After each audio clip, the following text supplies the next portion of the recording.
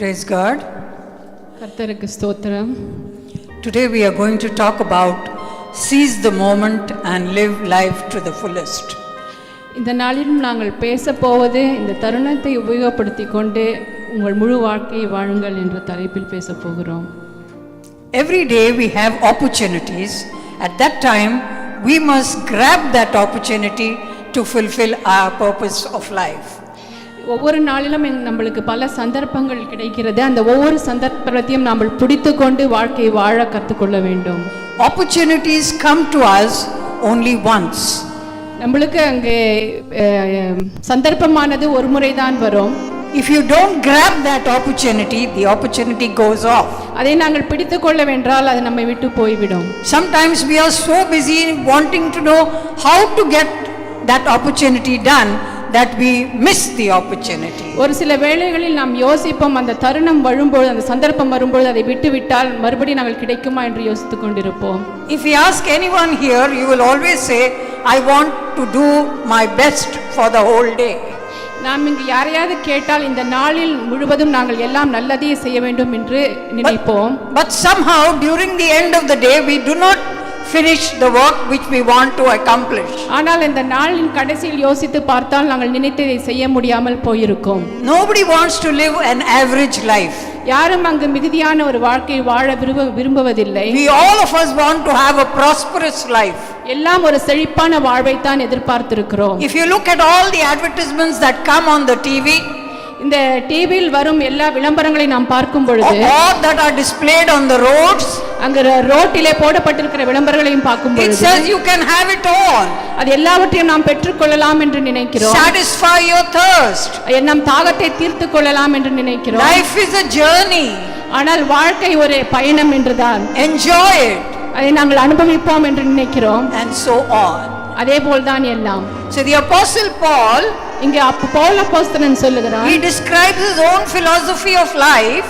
அவன் தன்னுடைய வாழ்க்கை குறித்து ஒரு தனி உபதேசமே சொல்லி இருக்கிறார். In Philippians 3, பிலிப்பியர் 3ஆம் அதிகாரத்தில், and he puts it easily within our grasp. அது நமக்கு லகுவாக கிடைக்கும்படியான ஒரு காரியத்தை அந்த இடத்தில் குறிப்பிட்டிருக்கிறான். Please read Philippians 3 verses 7 to 16. பிலிப்பியர் 3ஆம் அதிகாரம் 7 இலிருந்து 16 வரை வாசிப்போம்.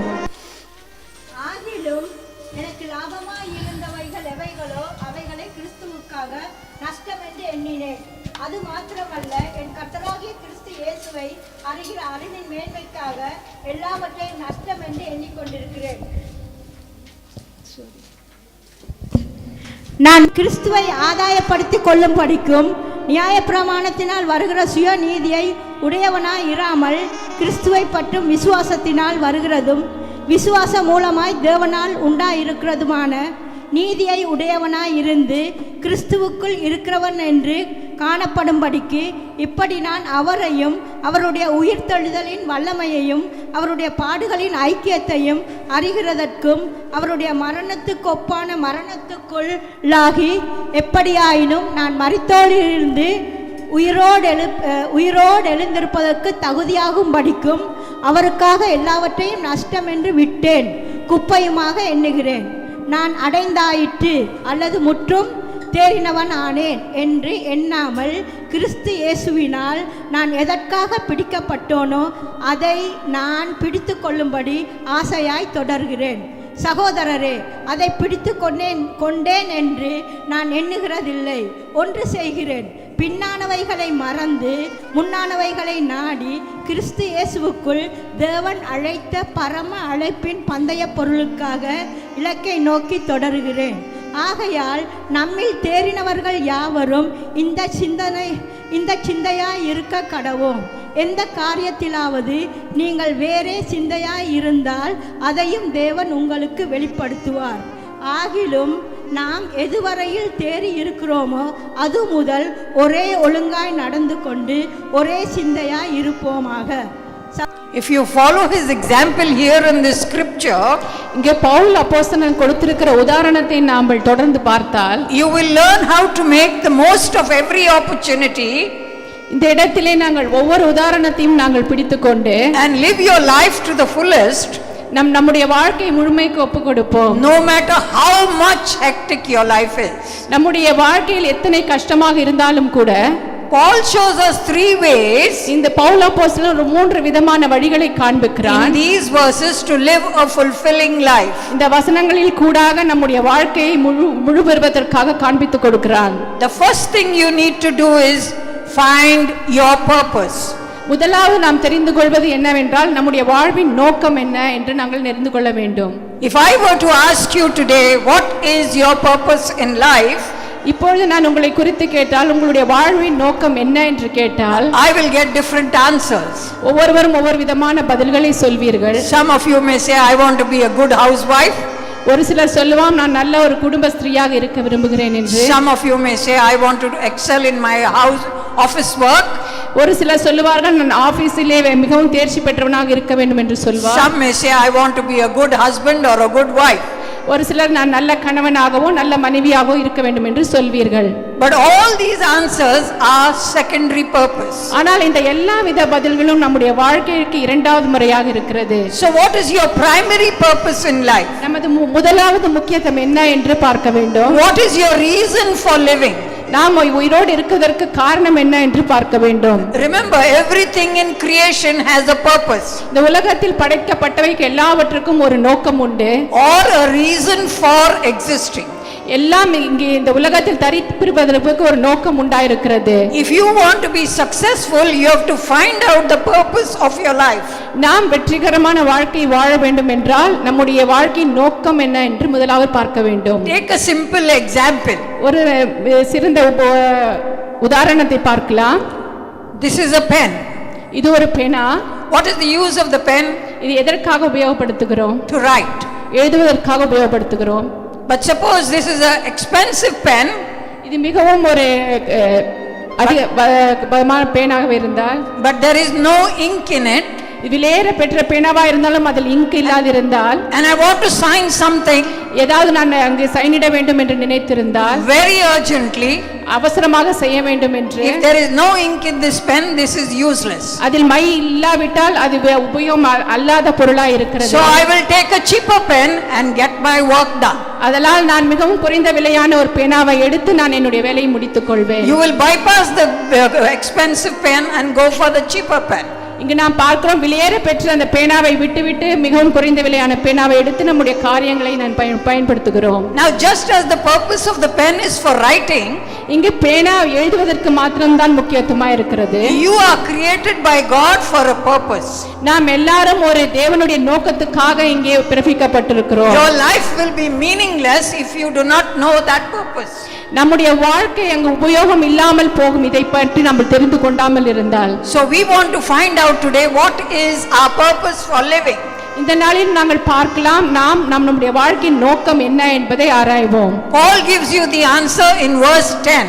இங்கே பவுல் அப்போஸ்தலன் 10ஆம் வசனத்தில் அதற்கு பதிலை கொடுக்கிறார். He says, I want to know Christ, இப்படி நான் அவரையும் அவருடைய உயிர்த்தெழுதலின் வல்லமையும் and the power of his resurrection, அவர் உயிர்த்தெழுதலின் வல்லமையையும், and the fellowship of sharing in his suffering, அவருடைய பாடுகளின் ஐக்கியத்தை அறிகிறதற்கும், becoming like him in his death.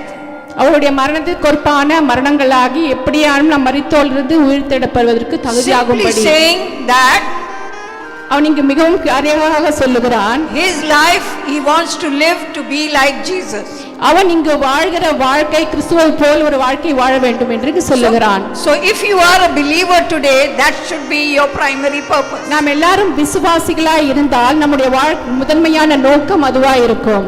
If you know of anyone who has just got a promotion, நம்ம ஏதாவது ஒரு ஆபீஸ்ல promotion கிடைத்திருந்தால், you will see that he wants to know and learn the job fast. அந்த உயர்வை குறித்து அவன் இன்னும் மிகவும் படித்து அதை முன்னேற அவன் முயற்சிப்பான். His aim is to show the boss that he is capable of sitting in that seat. அவனுடைய நோக்கம் என்ன என்றால் அவனுடைய தலைவனுக்கு அது காண்பிக்க வேண்டும் என்று மிகவும் முயற்சித்து செய்வான். So also if we want to be like Christ, we have to do many things to achieve it. அதேபோல் தான் நாம் கிறிஸ்துவை போல் ஆக வேண்டும் என்றால் மிகவும் பலவிதமான காரியங்களை நாம் செய்ய வேண்டியதா இருக்கிறது.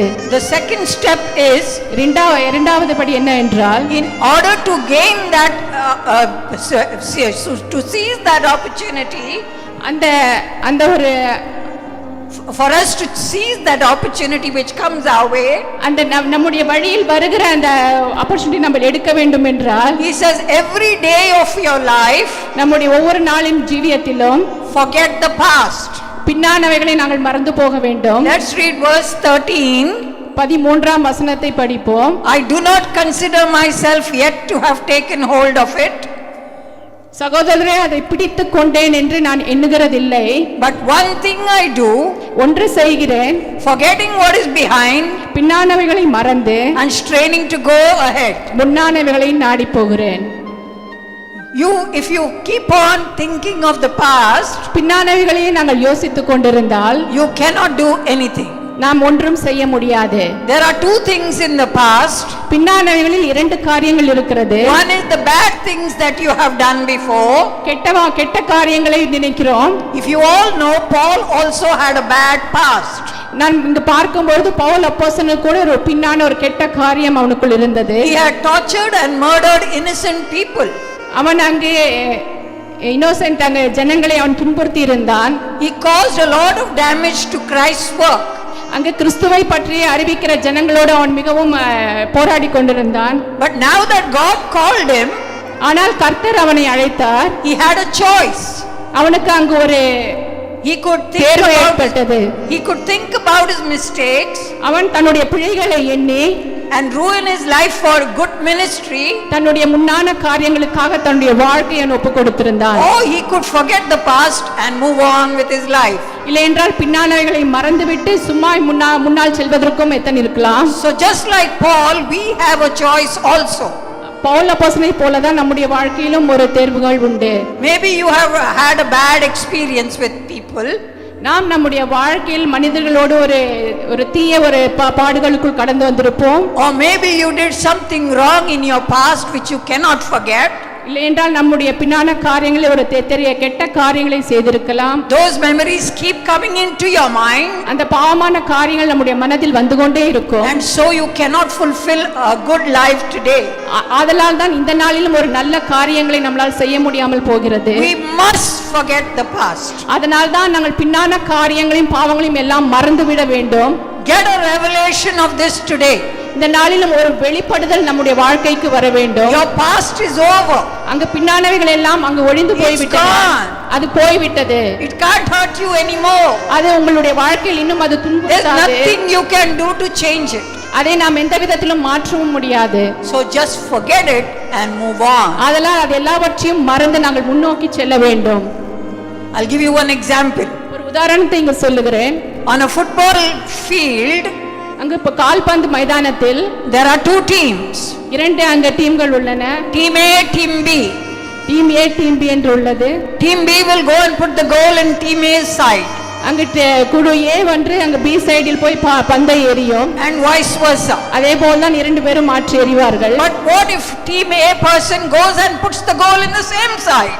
அங்க டீம் A ல் உள்ள ஒரு நபர் அவனுடைய கூடைக்குள்ளே பந்தை போட்டால் என்ன காரியம்? By mistake, okay? தெரியாமல் போடுகிறான். He will sit and say, oh, what did I do? ஐயோ, நான் என்ன தவறு செய்து விட்டேன் என்று உட்கார்ந்து யோசிப்பான். So the manager has a choice either to remove him or to keep him. அங்க முதலாளி அவன் யோசிக்கலாம், ஒன்று அவனை எடுக்க வேண்டும், இல்லை என்றால் அவனை அங்கு நிறுத்த வேண்டும் என்று. The manager is a good manager. முதலாளி ஒரு நல்லவனாய் இருக்கிறான். He knows he did it by mistake. அவன் தெரியாமல் தான் செய்திருக்கிறான் என்று அறிந்திருக்கிறான். And when the first half is over, அங்க பாதி விளையாட்டு முடிந்து விட்டது. and after they have rested, அங்கே இளைப்பாறுதல் நேரம் வந்து விட்டது. instead of changing the player, he says, all of you go back again. அவனை அங்கு மாற்றுவதற்கு துரத்துவதற்கு பதிலாக எல்லாரும் மறுபடியும் ஆட போகல் என்று சொல்கிறான். But this player says, how can I go back? I made such a big mistake. ஆனால் அவன் யோசிக்கிறான், இவ்வளவு பெரிய தவறு செய்து விட்டேனே, எப்படி திரும்பி போவது என்று. It is same with you also. அதே போல் தான் நம்ம எல்லாரும் உள்ள நிலைமை. You will sit and say, oh, I made such a big mistake, Lord. நாம் உட்கார்ந்து யோசிப்போம், ஓ எவ்வளவு பெரிய பாவத்தை நாம் செய்து விட்டோமே. But regardless of what you did in the first half, அங்கே நாம் வாழ்க்கையின் பாதியை அந்த விதத்தில் கழித்திருக்கலாம். God wants to forgive you and say go with for the second half. ஆனால் தேவனானவர் அது எல்லாவற்றையும் மன்னித்து நம்மை முன்னோக்கி செல்ல அவர் சொல்லுகிறார். God doesn't want to remind you of your mistake in the past if you have said sorry. கர்த்தர் ஒருபொழுதும் நாம் பின்னால் செய்த பாவங்களை அவர் நினைவு கூற வேண்டும் என்று சொல்வதில்லை. Let's see the Bible example of David. அங்கு தாவீதை ஒரு உதாரணமாக நாங்கள் பார்க்கலாம். We all know what he did with Bathsheba. அங்க எல்லாருக்கும் தெரியும் அவள் பத்ஷெபாளோடு அவன் என்ன செய்தான் என்று. He could have sat down with that mistake and said, "Oh, I'm finished." அப்பொழுது அவன் யோசிக்கலாம், ஐயோ தவறு செய்து விட்டேனே என்று சும்மா உட்கார்ந்து யோசித்திருக்கலாம். But he asked for forgiveness and he went on. ஆனால் அவன் தேவனிடத்தில் மன்னிப்பை கேட்டு அவன் முன்னோக்கி சென்றான். And in the Bible we are told he was a man after God's heart. அதனால தான் பார்க்கிறோம் வேதவசனத்தில் அவன் தன்னுடைய இதயத்துக்கு தேவனுக்கு இதயத்துக்கு ஏற்றவனாய் இருந்தான் என்று. Isaiah 43:25 says, ஏசாயா 43:25 சொல்லுகிறது, I am the one who wipes out your transgressions for my own sake, and I will not remember your sins. நானே உன் மீறுதல்களை என் நிமித்தமாகவே குலைத்து போடுகிறேன், உன் பாவங்களை நினையாமலும் இருப்பேன் என்று சொல்கிறது. In Jeremiah 31:34 it says, எரேமியா 31:34 சொல்லுகிறது, for I will forgive your iniquities and your sins I will remember no more.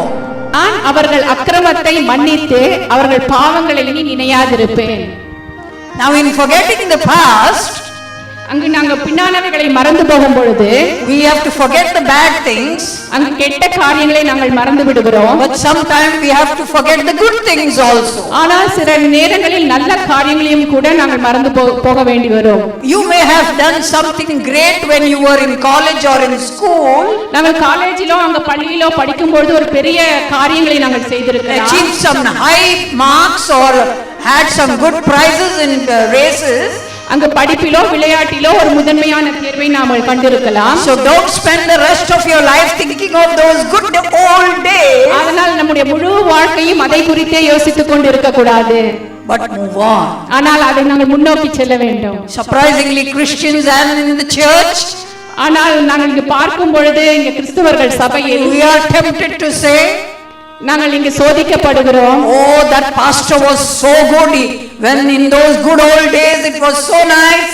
நாங்கள் சில வேளை சொல்கிறோம், ஓ அந்த போதகர் முன்பெல்லாம் மிகவும் நல்லவராக இருந்தார். The praise and worship in those days was so good. அந்த ஆராதனைகள் அந்த நேரத்தில் மிகவும் நன்றாக இருந்தது. So what if it was good in those good old days? What is there for us to move on?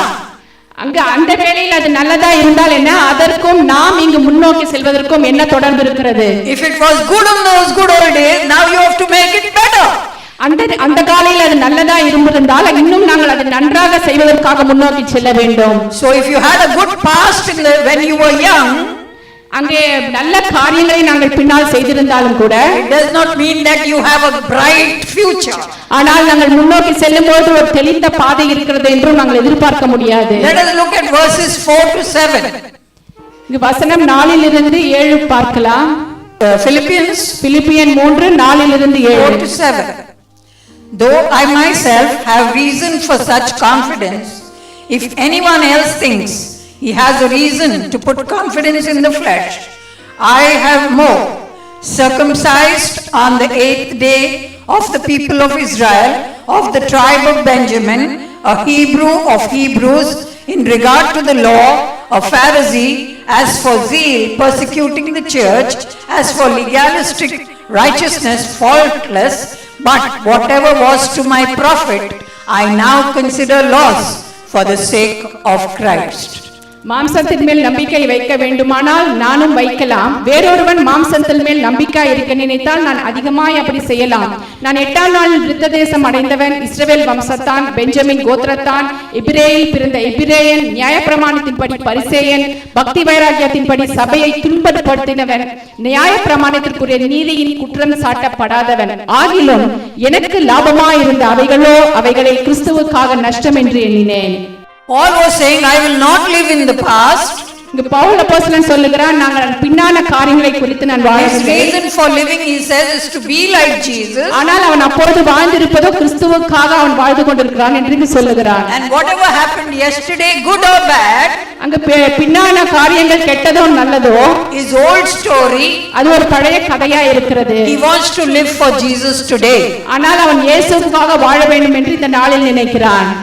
God never consults your past to think what you're going to do in the future. அங்கு கர்த்தர் நம்முடைய பின்னான காரியங்களை அவர் சமமிட்டு பார்ப்பதில்லை, முன்னோக்கி செல்வதற்காகவே அவர் யோசித்திருக்கிறார். So the third thing you need to do to have a fulfilling life is மூன்றாவது காரியம் நம்முடைய வாழ்க்கையின் முழு நோக்கமாய் இருக்க வேண்டும் என்றால் face the present. இந்த நாளை நாம் சந்திக்க வேண்டும். Let's see what verse 13 has to say. 13ஆம் வசனம் என்ன சொல்லுகிறது என்றால், It says, brothers, I do not consider myself yet to have taken hold of it, but one thing I do, forgetting what is behind and straining towards what is ahead. சகோதரரே, அதை பிடித்துக் கொண்டேன் என்று நான் எண்ணுகிறதில்லை, ஒன்று செய்கிறேன், பின்னானவைகளை மறந்து முன்னானவைகளை நாடி கிறிஸ்து இயேசுவுக்குள் தேவன் அழைத்த பரம அழைப்பின் பந்தய பொருளுக்காக இலக்கை நோக்கி தொடர்கிறேன். See, I can sit here and say, oh, what I did in the past, what can I do now? நாங்கள் இங்க உட்கார்ந்து யோசித்துக் கொண்டிருக்கிறோம், ஐயோ பின்னால் இந்த காரியங்களை செய்து விட்டேனே, முன்னால் நான் என்ன செய்ய முடியும் என்று. Or sit here and say, I want to be a millionaire. உட்கார்ந்து நாளை தினத்தில் நான் மிகப்பெரிய கோடீஸ்வரன் ஆக வேண்டும் என்று யோசித்துக் கொண்டிருக்கலாம். But it's a real challenge to face today. ஆனால் மிகவும் ஒரு போராட்டமான காரியமா இருக்கிறது இந்த நாளை சந்திக்க. Because you cannot sit and say, one day I will try and get up. நாம் உட்கார்ந்து சொல்ல முடியாது, ஒரு நாள் நான் உட்கார்ந்து எழுந்திருப்பேன் என்று. Have you heard of people say, in the new year I will become thin? இங்க மனிதர்கள் சொல்வதை நாம் பார்க்கலாம். புது வருஷத்தில் நான் மிகவும் ஒல்லியாக போகிறேன் என்று சிலர் சொல்வார்கள். I will go on a diet and I will become thin. நான் அங்கு மிகவும் என்னுடைய பக்குவப்படுத்தி என்னுடைய உடம்பை நான் மெலிய போகிறேன் என்று சொல்வார்கள். Or they will say, tomorrow onwards I will get up early and I will start praying. இல்லை என்றால் நான் நாளை காலை எழுந்து நான் ஜெபிக்கிறேன், இப்போது வேண்டாம் என்று சொல்வார்கள். Or tomorrow onwards I will help my family in this or that. நாளை தினத்திலிருந்து நான் என் குடும்பத்துக்கு நான் உதவி செய்கிறேன் என்று சொல்வார்கள். But see about this story in John chapter 11. இங்கே யோவான் 11ஆம் அதிகாரத்தில் நாம் பார்க்கிறோம். We are all familiar with this story. எல்லாருக்கும் நம்முடைய கதை தெரிந்ததா இருக்கிறது. This is the story when Jesus' friend Lazarus died. இயேசுவுடைய நண்பன் லாசரு மரித்ததை பார்க்கிறோம். When Jesus reached the tomb, Lazarus was already 4 days inside. அங்கு லாசருடைய கல்லறைக்கு போகும்போது அவன் ஏற்கனவே 4 நாள் மரித்து போயிருந்தான். Lazarus' sister came to Jesus. லாசருடைய சகோதரி இயேசுவினிடத்தில் வருகிறாள். And starts talking of the past. அங்கு வந்து பின்னால் நடந்த காரியங்களை குறித்து இயேசுவிடம் பேசுகிறாள். The sentence she says to Jesus, என்ன வார்த்தை சொல்லுகிறாள் என்றால், if only you were here, my brother would not have died. நீங்கள் மாத்திரம் இங்கு இருந்திருந்தால் என்னுடைய சகோதரன் மரித்திருக்க மாட்டான் என்று சொல்லுகிறாள். But Jesus said to Martha, ஆனால் இயேசு அங்கு மார்த்தாவிடம் என்ன சொல்லுகிறார்? your brother will rise again. ஆனால் உன்னுடைய சகோதரன் மறுபடியும் உயிர்த்தெழுவான் என்று சொல்லுகிறார். Now first she spoke of the past. இங்கு பார்க்கிறோம் அவள் பின்னான காரியங்களை பேசுகிறாள். Now she is talking of the future. ஆனால் முன்னான காரியங்களையும் அவள் பேசுகிறாள். When she tells Jesus, I know he will rise on the resurrection of that day. அவள் சொல்லுகிறாள், ஆனால் உயிர்த்தெழுதல் நாளில் அவனும் உயிர்த்தெழுவான் என்று அவள் சொல்லுகிறாள். She knew that Jesus had the power. அவளுக்கு தெரியும் அங்கு இயேசுவுக்கு ஒரு வல்லமை இருந்தது. In the past, அங்க பின்னால் ஒரு வல்லமை இருக்கிறது என்று. She knows that Jesus has the power on the last day. முன்னான நாளிலும் இயேசுவுக்கு ஒரு வல்லமை உண்டு என்று அவள் அறிந்திருக்கிறாள். But like so many of us, we do not know whether Jesus can help us today. இங்கே அநேகர் நம்மை போல அவளுக்கும் ஒரு சந்தேகம் உண்டாயிற்று, இந்த நாளில் இயேசு உதவி செய்வாரா என்று. If Jesus has done for you something in the past, இங்கு இயேசு கர்த்தர் நமக்கு பின்னான நாளில் நல்லது செய்திருந்தால், and you are facing a problem today, இந்த நாளில் ஒரு சில கஷ்டம் நாம் எதிர்பார்த்திருந்தால், you still don't know whether Jesus can help you today. நாம் சந்தேகமா இருப்போம், இந்த நாளில் இயேசு நமக்கு உதவி செய்வாரா இல்லையா என்று. Though you know how many times Jesus has helped you in the past, you have doubt today. நமக்கு எவ்வளவோ நல்ல காரியங்களை பின்னால் செய்திருந்தாலும் இந்த நாளில் நாங்கள் சந்தேகப்படுகிறோம். We have no problems believing in Christ all miracles in the Bible. நாம் இயேசு செய்த अनेक அற்புதங்களை குறித்து நாங்கள் ஒரு சந்தேகம் படவில்லை. The greatest one being that he died on the cross and he rose up and went to heaven. மிகப்பெரிய அற்புதம், அவர் சிலுவையிலே மரித்து மூன்றாம் உயிர்த்தெழுந்து அங்க பரலோகத்திற்கு கடந்து சென்றார். We also have no problem to say that he is coming back again. அவர் திரும்பி வருவார் என்றும் நாங்கள் மிகவும் விசுவாசிக்கிறோம். So why are you having problem to believe him today? ஆனால் இன்று அவர் நல்லது செய்வார் என்று நாங்கள் ஏன் அவிசுவாசப்படுகிறோம்? You know what Jesus says to Martha in 11:26? இங்கு இயேசு மார்த்தாளுக்கு என்ன பதில் கூறுகிறார்? Whoever lives and believes in me will never die.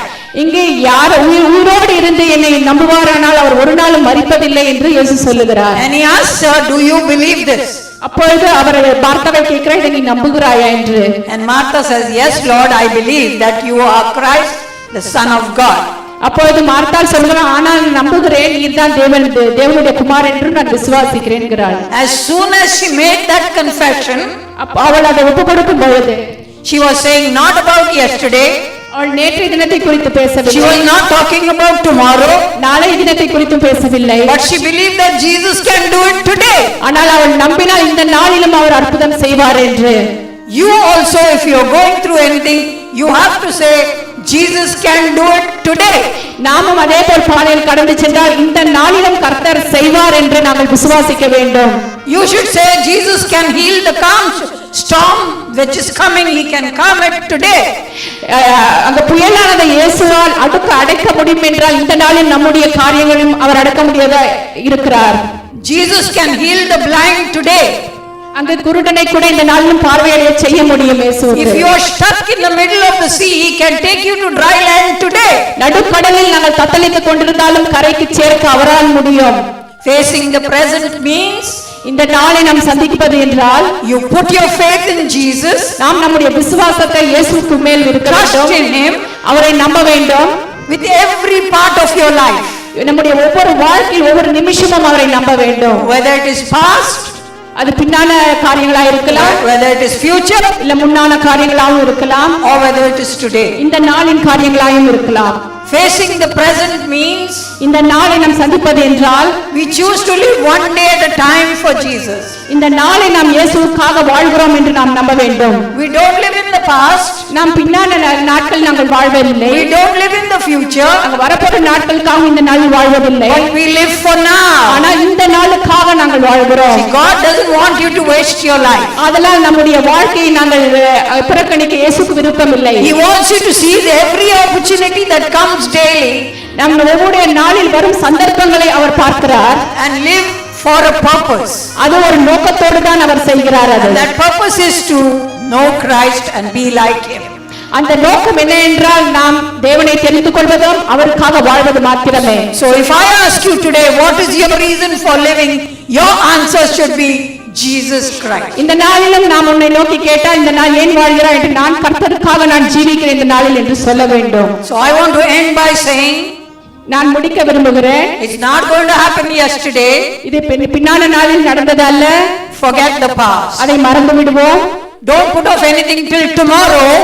நாளை தினத்துக்காக காரியங்களை வைக்க வேண்டாம். Because tomorrow never comes. அங்கு நாளை அங்கு வருவது அரிது. How many of you have heard Inshallah Bukra?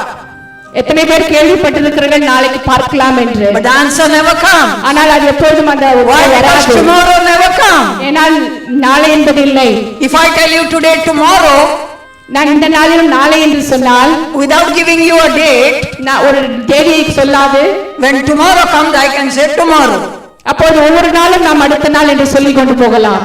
He wants you to find a purpose in your life today. நம்முடைய வாழ்வில் ஒரு நோக்கத்தை இயேசு பார்க்க விரும்புகிறார். It has to happen right now. அது இப்பொழுது இந்த நிமிஷமே ஏற்பட வேண்டும். If you will get that revelation into you, அந்த ஒரு வெளிப்பாடு நமக்குள் வந்தால், if you say yes Lord, I believe for that miracle today, அந்த ஒரு அற்புதத்தை இந்த நாளில் நான் எதிர்பார்க்கிறேன் என்று தேவனை நோக்கி சொல்ல வேண்டும். He did it all the time. He will do it for you today. Believe it. அவர் எவ்விதமாய் நமக்கு ஒவ்வொரு நாளும் செய்தாரோ அதே போல்தான் இன்றைக்கும் நாளைக்கும் செய்வதாக Jesus will do இருக்கிறார். it again and again because he loves you. அவர் மறுபடியும் செய்து கொண்டே இருப்பார் ஏனென்றால் அவர் நம்மை எல்லாம் நேசிக்கிறார். Purposeful life today அதனால் ஒரு வாழ்வில் ஒரு நோக்கத்தோடு நாம் வாழ வேண்டும். and give God the glory. எல்லா மகிமையும் தேவனுக்கு கொடுப்போம். Amen. ஆமென். வாழ வேண்டும். பின்னானவைகளை நாங்கள் மறந்து முன்னானவைகளை நோக்கி போகும் பொழுதுதான் தேவன் எங்களை என்ன செய்வாரா? ஆசீர்வதிப்பார். அதனாலே கூட அங்கே கர்த்தர் தாமே பேசிய வார்த்தைகளுக்காகவும் அங்கே டாக்டர் சொய்சாக்காக நன்றி செலுத்துகிறோம். அங்கே தேவனுடைய கிருபையினாலே கர்த்தர் நம்மோடு கூடி வரும் பொழுது நம்மோடு கூட பேசுகிறவர். அதனாலே நாங்கள் முன்னானவைகளை பின்னானவைகளை மறந்து என்ன செய்ய வேண்டுமா? முன்னானவைகளை நோக்கி போக வேண்டும். ஹல்லேலூயா. அதனால இனிமேல் நாங்கள் பின்னானவைகளை கதைக்காமல் முன்னானவைகளை போட்டு விசுவாசத்தோடு நாங்கள் வரும் பொழுது தேவன் எங்களுடைய வாழ்க்கைக்குள்ளே அற்புதங்களை செய்கிறவர். அதனால இந்த பூமியில நாங்கள் பிறக்கும் போது ஒன்று கொண்டு வந்ததும் இல்லை, கொண்டு போக போறதும் இல்லை. நாங்கள் நிர்வாணியாய் இந்த பூமிக்கு வந்தோம், நிர்வாணியாகவே போய்விடுவோம். ஆனால் தேவனோடு வாழுகிற வாழ்க்கையை தான் தேவன் விரும்புகிறார். அதனால நாங்கள் இந்த வழியில் எல்லாரும் எழுந்து நின்று எங்களுடைய தேவன் எங்களுடைய வாழ்க்கையிலே இன்றைக்கு பேசிய வார்த்தைக்காக, பேசிய சகோதரிக்காகவும், ஆண்டவருடைய கிருபையினாலே கர்த்தர் கொடுத்த இன்றைக்கு இந்த செய்திக்காகவும் நாங்கள் நன்றி செலுத்த போகிறோம். அங்கே வருகிற கிழமை நாங்கள் எல்லாரும் ஒருமனப்பட்டு ஜெபம் பண்ணுவோம். இந்த சபையார் எல்லாரும் நாங்கள் ஒருமனப்பட்டு ஜெபம் பண்ணுவோம். வருகிற கிழமை எங்களுடைய சபையின் அங்கத்தவர்கள் ஒருவர் கூட தடைபடாதபடிக்கு, ஒருவர் கூட சிக்காகாதபடிக்கு, ஒருவர் கூட அங்கே நின்று விடாதபடிக்கு, அங்கே தேவன் இந்த ஆலயத்திலே அங்கே தடைப்பட்டு போன மக்களை கொண்டு வரும்படியாகவும், நின்று பேசின வார்த்தைகளை கர்த்தர் வாழ்க்கைக்குள்ளே அது செழிக்க செய்யும்படியாகவும், பின்னானவைகளை மறந்து முன்னானவைகளை நாடி போகிறவர்களாக நாங்கள் இருக்கத்தக்கதாக கர்த்தர் எங்கள் இருதயத்திலே அங்கே என்னமாய் பேசிய வார்த்தைகள் என்னோடு கூட இடைபட வேண்டும் என்று சொல்லி, இந்த கிழமையெல்லாம் அவருடைய கிருபைகள், இந்த கிழமையெல்லாம் அவருடைய இரக்கங்கள் எங்களோடு கூட வரும்படியாக நாங்கள் ஜெபித்து கடந்து செல்ல போகிறோம். அதனால் நாங்கள் எல்லாரும் இந்த வேளையிலே சொல்லுவோம், ஆண்டவரே, இந்த பூமியிலே நான் ஒன்றையும் கொண்டு வந்தது இல்லை, கொண்டு போக போவதும் இல்லை. பின்னானவைகளை நான் மறந்து முன்னானவைகளை தேடி என்னுடைய வாழ்க்கையிலே இருக்கிற எல்லாவற்றையும் ஆண்டவரே நீர்தான் தெய்வம் என்று நான் நம்புகிறேன். ஆண்டவரே, என் வாழ்க்கைக்கு வெளிச்சம் வேண்டும். நான் கடந்து சென்ற பிரச்சனைகளை பார்க்காமல் ஆண்டவரே நான் உம்மை பார்க்க விரும்புகிறேன் என்று சொல்லுகிறவர்களுடைய கைகள் உயர்த்துங்கள். கைகளை உயர்த்தி நிற்கிற பிள்ளைகளுக்காக நாங்கள் வேண்டுதல் செய்வோம். ஆண்டவரே, கைகளை உயர்த்தி நிற்கிற பிள்ளைகளுக்குள் நீர் அற்புதங்களை செய்ய போகிறீர். ஆண்டவரே, நீர் அதிசயங்களை செய்கிறவர். நம்பிக்கையோடு இந்த இடத்திலே வந்து உட்கார்ந்து தங்கள் வேதனைகளை, தங்களுடைய பிரச்சனைகளை இவ்வளவு நேரமும் ஆண்டவரே இந்த இடத்திலே இருந்து கேட்டோம், அது பிள்ளைகளுடைய பிரச்சனைகளை நீங்கி போக செய்ய போகிறீர். ஆண்டவரே, வருகிற கிழமை இவர்கள் வருகிற பொழுது இன்னும் 2 பேரை கூட்டிக் கொண்டு இந்த இடத்திலே வரக்கூடியதாய் அவர்களுடைய வாழ்க்கையிலே அற்புதங்கள் நடக்கட்டும். ஆண்டவரே,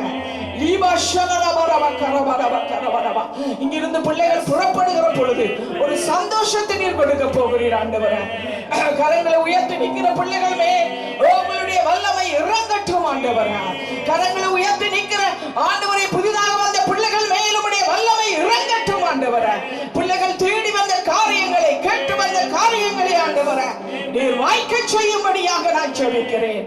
ஆண்டவரே, ஆசீர்வதியும் சுவாமி. இந்த வேளையிலும் கூட ஆண்டவரே, நாங்கள் ஒன்று கொண்டு வந்தது இல்லை, கொண்டு போக போவதும் இல்லை. கிறிஸ்துவாகிய உம்முடைய விசுவாசத்திலே எங்களை என்னமா இந்த கிழமை பலப்பட செய்யும். ஆம் ஆண்டவரே, நீர் பொறுப்படுத்திக் கொள்வீராக. கொண்டு வந்ததில்லை, கொண்டு போவதில்லை, கொண்டு வந்ததில்லை, கொண்டு போவதில்லை, எல்லாம் குப்பை என்றே இயேசுவின் பின்னே செல்வே.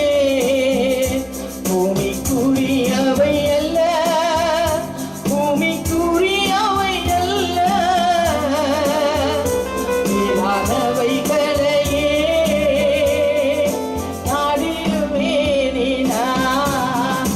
லாபமானதெல்லாம் நஷ்டமென்று விட்டேன், லாபமானதெல்லாம்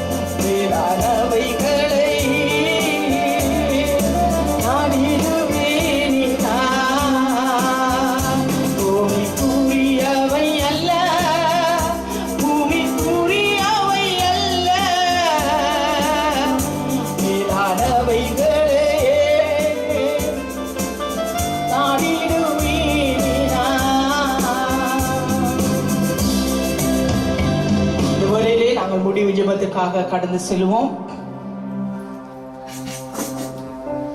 நீண்ட வண்ணமாக கண்களை மூடி தலைகளை சாய்த்து எங்கள் தேவனை நோக்கி நாங்கள் பார்த்தோம்.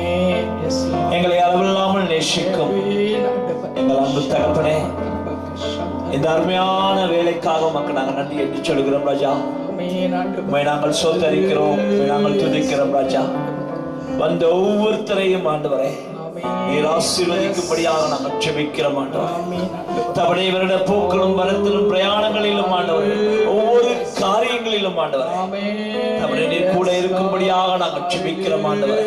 உம்மை ஸ்தோத்திரிக்கிறோம் ராஜா, உம்மை துதிக்கிறோம் ராஜா, உம்மை புகழ்கிறோம் ராஜா, உம்மை நாங்கள் வாழ்த்துகிறோம் ராஜா. பரிசுத்த ஆவியானவரே, எங்களோடு இடைப்பட்டுக் கொண்டிருக்கின்றபடியாக நாங்கள் நன்றி என்று சொல்கிறோம். அந்த ஒவ்வொருத்தரையும் ஆசீர்வதிங்கள் ஆண்டவரே. அவர்கள் என்னென்ன தேவைகளோடு வந்தார்களோ ஆண்டவரே, அந்த தேவைகளெல்லாம் நீர் கவனிக்கிற தேவனாய் இருக்கின்றபடியாக நாங்கள் நன்றி என்று சொல்கிறோம். அவர்கள் ஒவ்வொரு தேவைகளையும் சந்தித்த ஆண்டவரே நீர் சாட்சிகளாக மாற்றும்படியாக நாங்கள் ஜெபிக்கிறோம். உங்கள் நாமம் மகிமைப்பட கிரியை செய்யும்படியாக நாங்கள் ஜெபிக்கிறோம் ஆண்டவரே. அந்த ஒவ்வொருத்தரையும் ஆசீர்வதியும் ஆண்டவரே. ஒரு விஷயம், இந்த குவைத் தேசத்துக்காக நாங்கள் வருகிறோம். குவைத் தேசத்தை நீர் ஆசீர்வதிக்கும்படியாக நாங்கள் ஜெபிக்கிறோம். நம்முடைய உண்மையான ஊழியங்களை ஆசீர்வதிக்கும்படியாக நாங்கள் ஜெபிக்கிறோம். இந்த காம்பவுண்ட் நடக்கிற ஊழியங்களை ஆசீர்வதிக்கும்படியாக நாங்கள் ஜெபிக்கிறோம். இந்திய தேசத்தை நீர் பொறுப்படும், இந்திய தேசத்தை நீர் ஆசீர்வதிக்கும்படியாக நாங்கள் ஜெபிக்கிறோம். இந்திய தேசம் பூர்ண ரட்சிப்பை காண கிருபை செய்யும்படியாக நாங்கள் ஜெபிக்கிறோம் ஆண்டவரே. அப்பா முற்றுமுழுதாக நீர் பொறுப்படும், இலங்கை தேசத்தை நீர் பொறுப்படும், இலங்கை தேசத்தை நீர் ஆசீர்வதிக்கும்படியாக நாங்கள் ஜெபிக்கிறோம் ஆண்டவரே. இலங்கை தேசம் ஆண்டவரே இயேசுவுக்கு சொந்தமாக்கும்படியாக நாங்கள் ஜெபிக்கிறோம். இலங்கை தேசத்தை நீர் ஆசீர்வதியும் ஆண்டவரே. முற்றுமுழுதாக நீர் பொறுப்படும் ஆண்டவரே. இயேசுவின் நாமத்தில் ஜெபிக்கிறேன் நல்ல பிதாவே, ஆமென்.